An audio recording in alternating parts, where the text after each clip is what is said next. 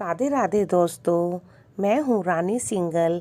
आज मैं आपके लिए लेके आई हूँ आंवला नवमी की कथा।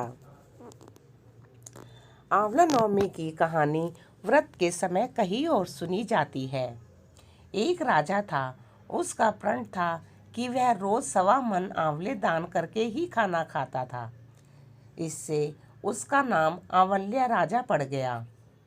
एक दिन उसके बहू बेटे ने सोचा कि राजा इतने सारे आंवले रोज दान करते हैं, वह इस प्रकार से दान करेंगे तो एक दिन सारा खजाना खाली हो जाएगा।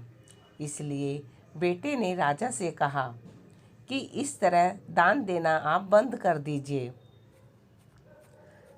बेटे की बात सुनकर राजा को बहुत दुख हुआ और राजा रानी दोनों महल छोड़कर बियाबान जंगल में जाकर बैठ गए।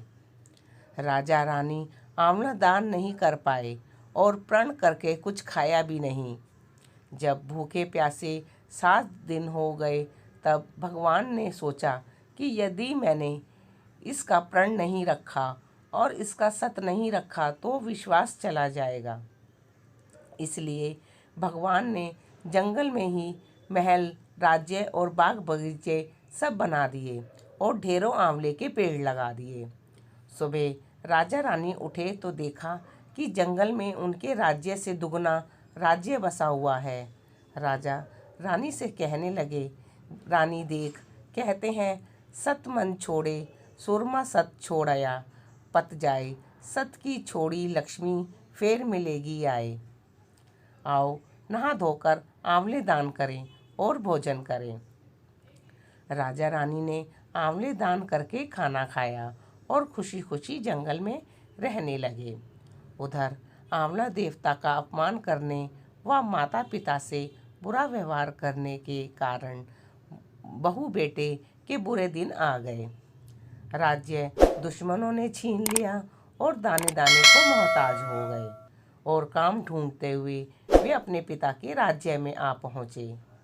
उनके हालात इतने बिगड़े हुए थे कि उनके पिता ने उन्हें बिना पहचाने हुए ही काम पर रख लिया।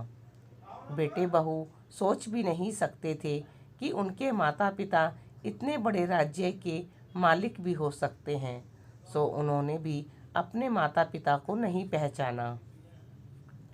एक दिन बहू ने सास के बाल गूंथते समय उसकी पीठ पर एक मस्सा देखा। उसे यह सोचकर रोना आने लगा कि ऐसा मस्सा उसकी सास के भी था। हमने ये सोचकर उन्हें आंवले दान करने से रोका था कि हमारा धन नष्ट हो जाएगा। आज वे लोग न जाने कहाँ होंगे।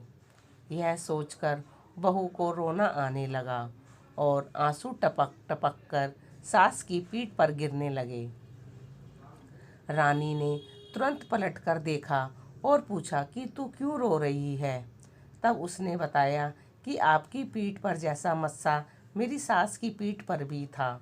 हमने उन्हें आंवले दान करने से मना कर दिया था, इसलिए वे घर छोड़कर कहीं चले गए।